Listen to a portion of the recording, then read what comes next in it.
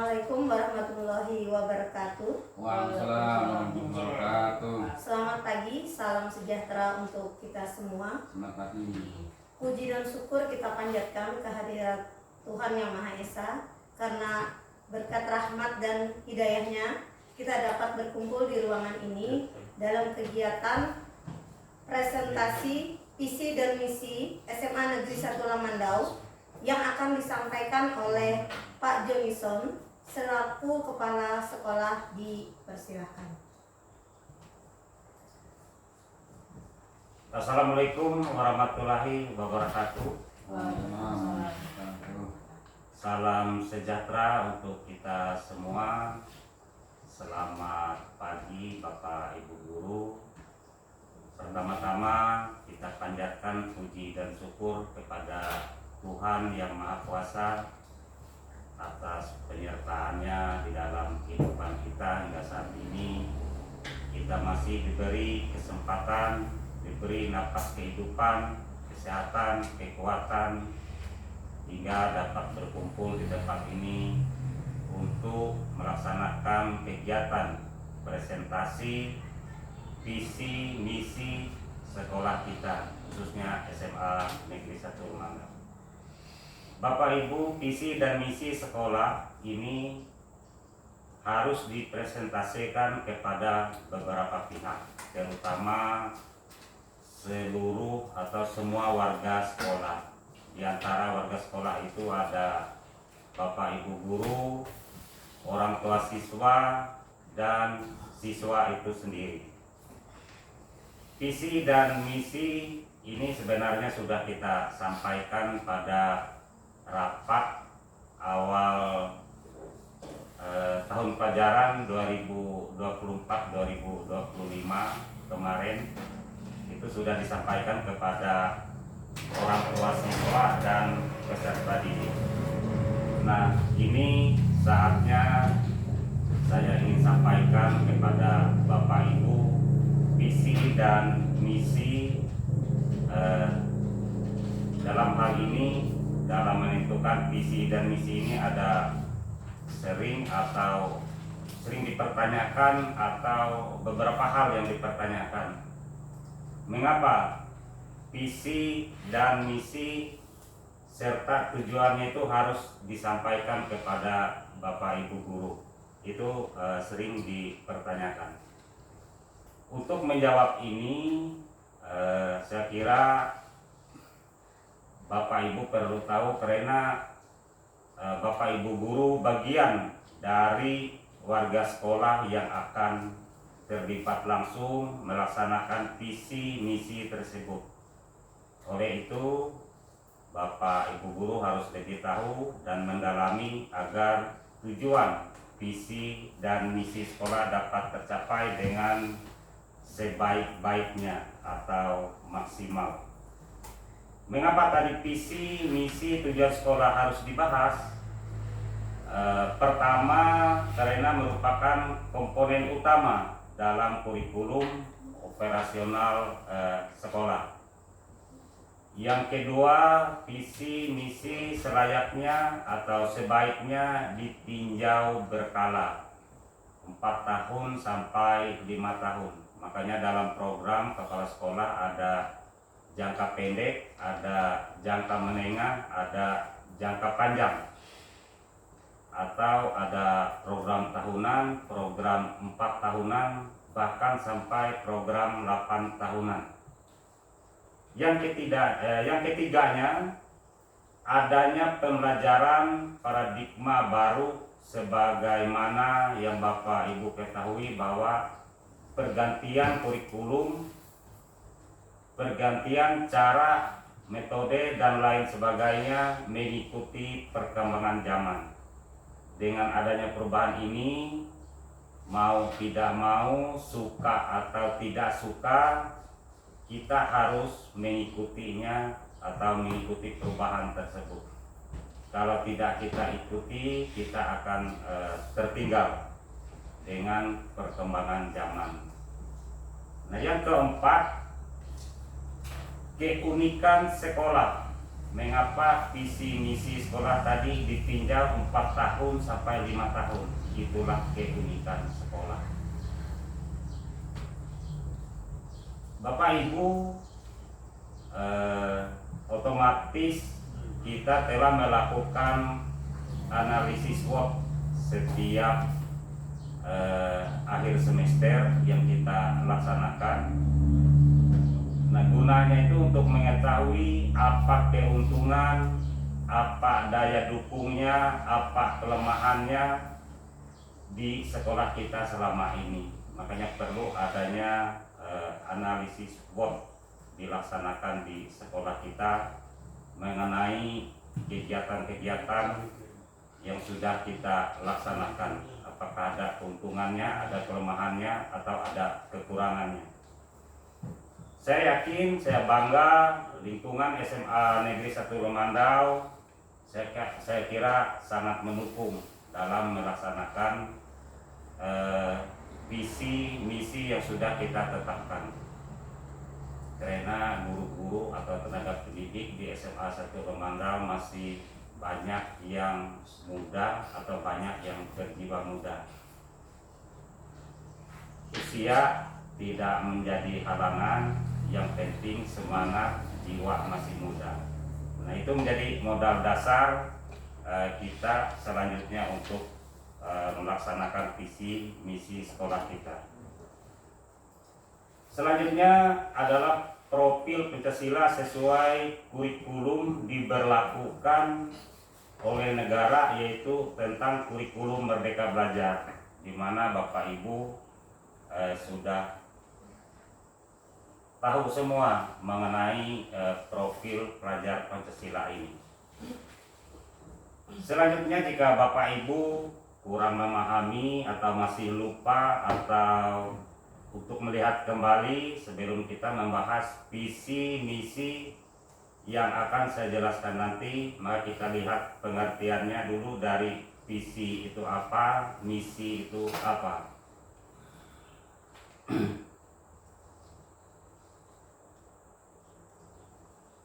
Visi adalah tujuan atau cita-cita utama, sedangkan misi adalah langkah-langkah yang akan dilakukan untuk mewujudkan visi tersebut.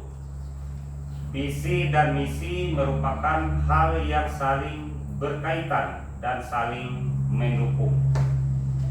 Jadi visi itu tujuan atau cita-cita utama dari suatu lembaga atau dari sekolah kita.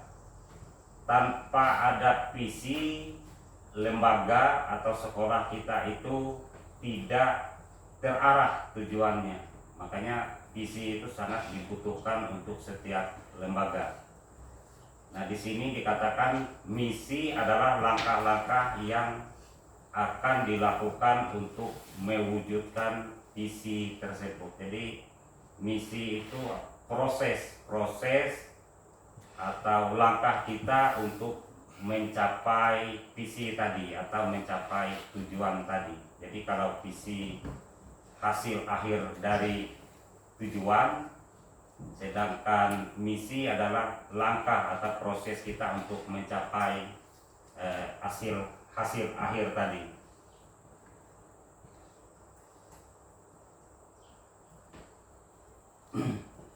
Visi fokus pada hasil akhir atau tujuan akhir yang ingin dicapai. Nah, itu tadi sudah kita sampaikan. Sedangkan misi fokus pada langkah-langkah atau tindakan yang dilakukan untuk mencapai visi.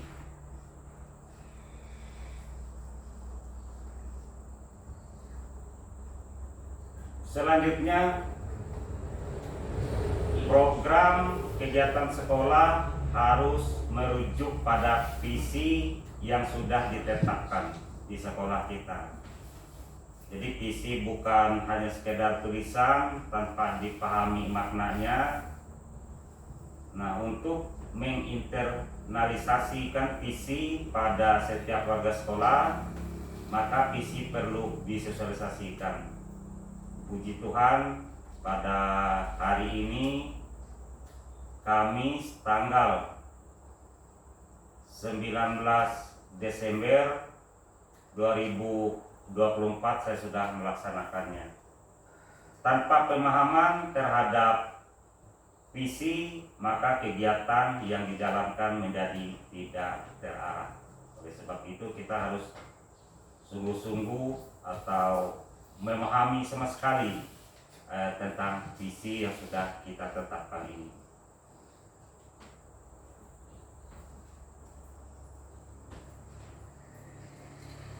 Berikut visi dan misi SMA Negeri 1 Lamandau. Visi kita kalau tahun yang sudah lewat atau tahun 2023, beriman, berilmu, berbudaya, berprestasi, menguasai iptek dan peduli lingkungan. Nah, untuk tahun ini kita ada menambah sedikit dari visi kita, yaitu terwujudnya warga sekolah yang beriman, berilmu, berbudaya, berprestasi, menguasai iptek dan peduli lingkungan. Jadi kalau tahun sebelumnya visi kita hanya fokus kepada siswa karena tidak memuat warga sekolah. Nah, tapi sekarang kita visi kita semuanya warga sekolah terlibat. Kenapa saya lakukan hal ini atau ada penambahan kata terwujudnya warga sekolah, supaya semua warga sekolah termasuk Bapak Ibu guru terlibat dalam apa yang disebut dengan beriman, berilmu, berbudaya, berprestasi, menguasai iptek dan peduli lingkungan. Nah, karena selama ini ada beberapa kasus kekerasan yang dilakukan oleh guru dan sebagainya.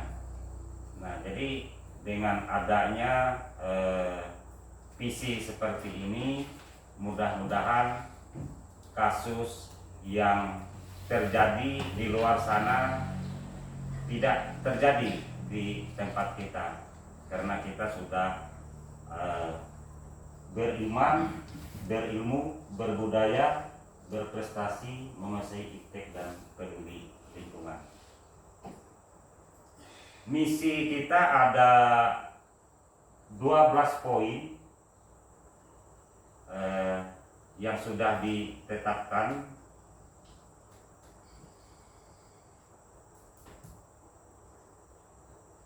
Yang pertama, membina, melayani, dan menumbuh kembangkan iman dan takwa dalam menjalankan ibadah sesuai dengan keyakinan agama masing-masing. Visi ini sudah kita laksanakan.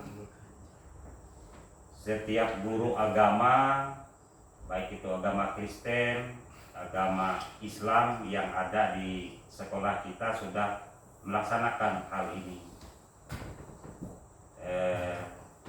Setiap hari Senin atau hari Jumat mereka sudah melaksanakan ibadah.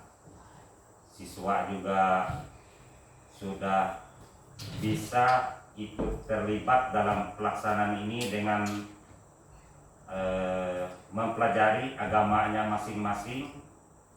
Kemudian di profil Pancasilanya itu kita sudah melihat siswa bergotong royong membersihkan rumah-rumah ibadah yang ada di lingkungan kita. Mereka tanpa membedakan agama.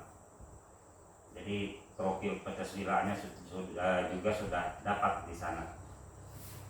Kemudian yang kedua, misi yang kedua, mengelola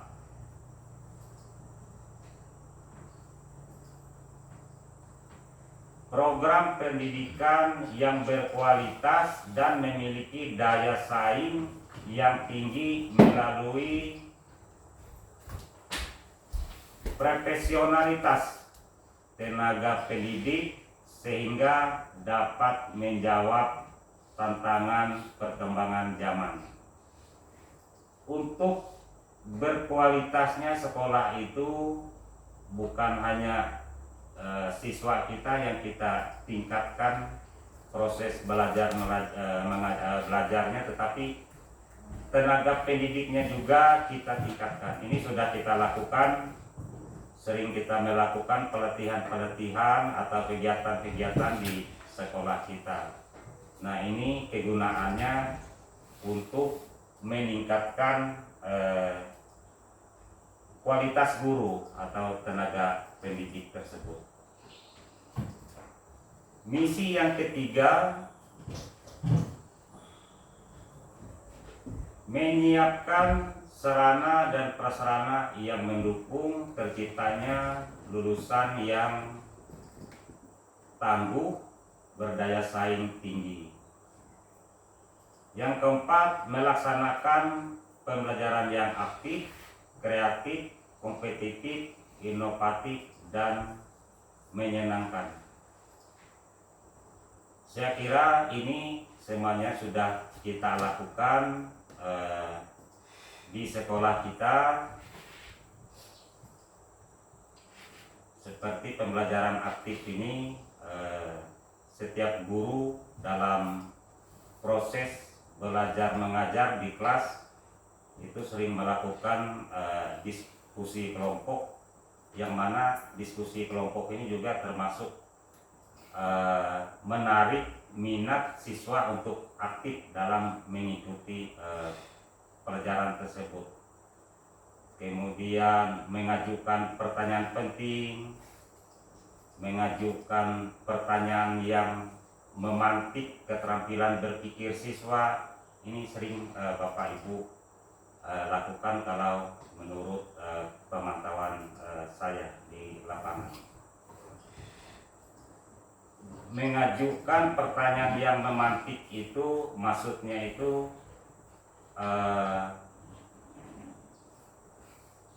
kemampuan siswa untuk mengembangkan keterampilannya. Itu yang dimaksud dengan pertanyaan yang memantik. Jadi keterampilan siswa atau kemampuan siswa untuk berpikir atau mengajukan suatu pertanyaan kepada Bapak Ibu.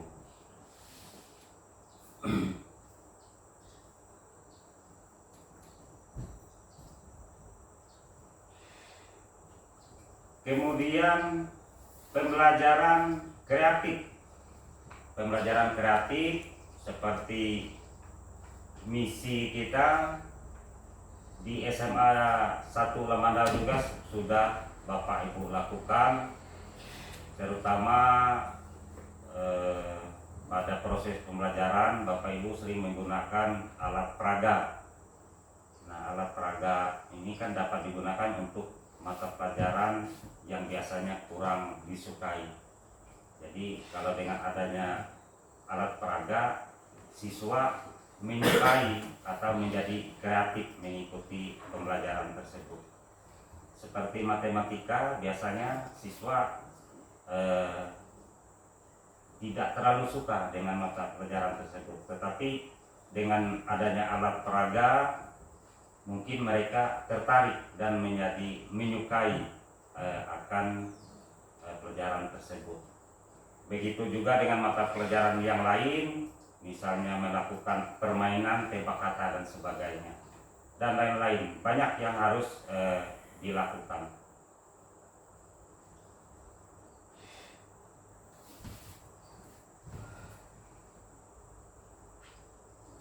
Kemudian pembelajaran yang kompetitif. Pelajaran yang kompetitif berarti memerlukan perencanaan dan implementasi strategi agar dapat memberi dampak positif pada prestasi siswa. Berikut beberapa cara yang dapat membantu menciptakan suasana kelas yang kompetitif. Pertama, rancangan kegiatan kompetitifnya. Jadi Bapak Ibu harus membuat rancangan dulu, rancang kegiatan kompetitifnya apa. Nah, bisa disisipkan kegiatan kelas yang bersifat kompetitif seperti kuis, proyek kelompok, atau permainan pendidikan.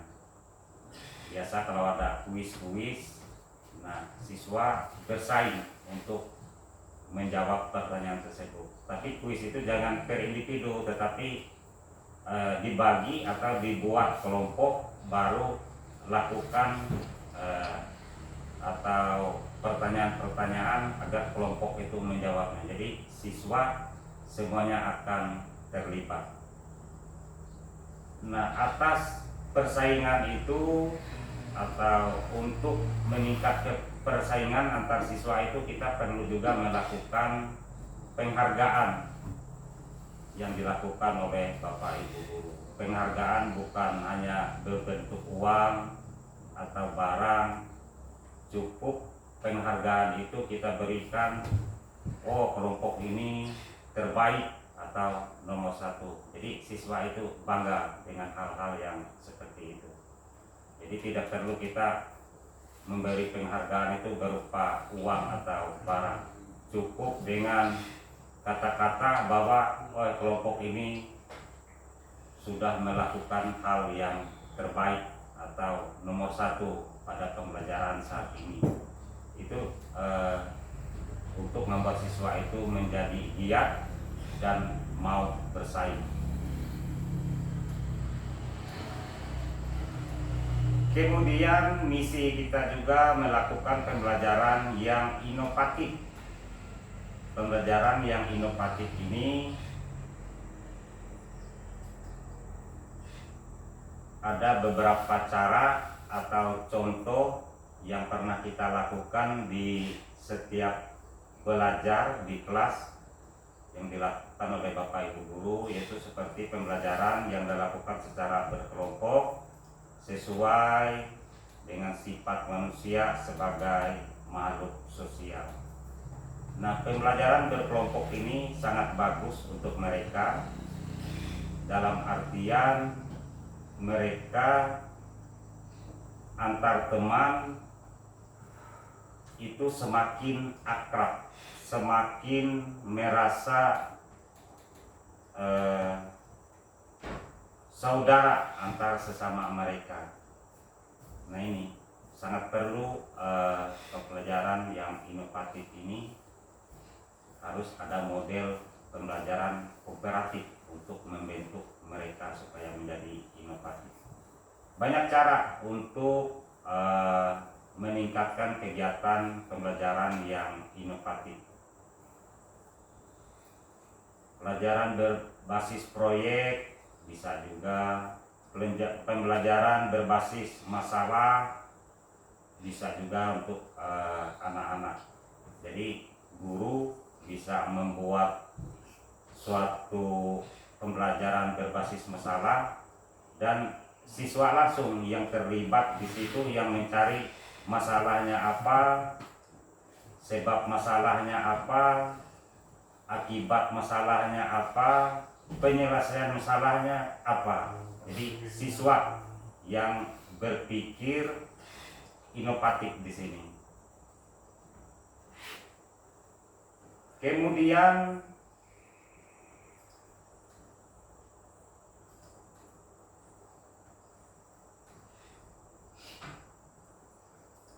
pembelajaran yang menyenangkan.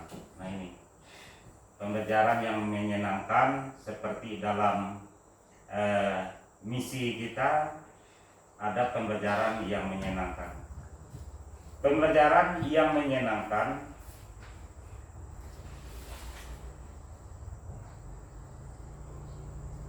adalah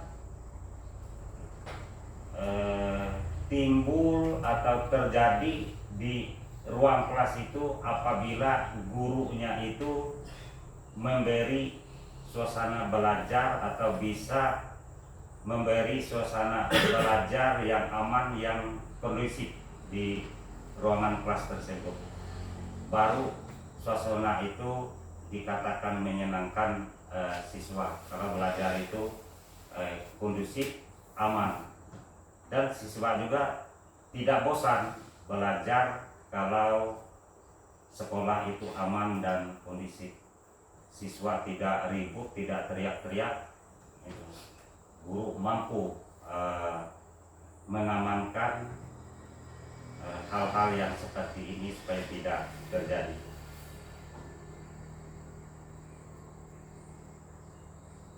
Apa yang harus kita lakukan? Belajar yang menyenangkan ini sudah kita lakukan di sekolah kita. Kita sering melakukan pembelajaran di luar kelas. Nah, itu salah satu pembelajaran yang menyenangkan. Siswa kalau selalu di ruang kelas mungkin betah juga, tidak terlalu senang juga. Tapi kalau kita belajar di luar kelas, pasti mereka akan senang. Kemudian melakukan eksperimen bersama-sama dengan murid. Nah, jadi murid, kalau kita melakukan suatu percobaan penelitian sama-sama dengan murid, akhirnya murid tidak lagi sungkan atau takut dengan gurunya. Nah, itu semua sudah kita lakukan. Kemudian pembelajaran yang menyenangkan juga menggunakan teknologi seperti laptop, internet, dan proyektor untuk mengubah materi pembelajaran ke audio visual. Itu ada beberapa guru juga sudah melaksanakan di tempat kita.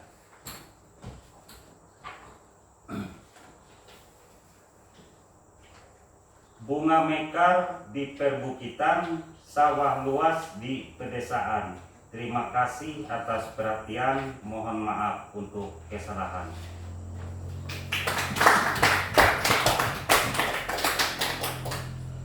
Jadi seperti bisa kredit.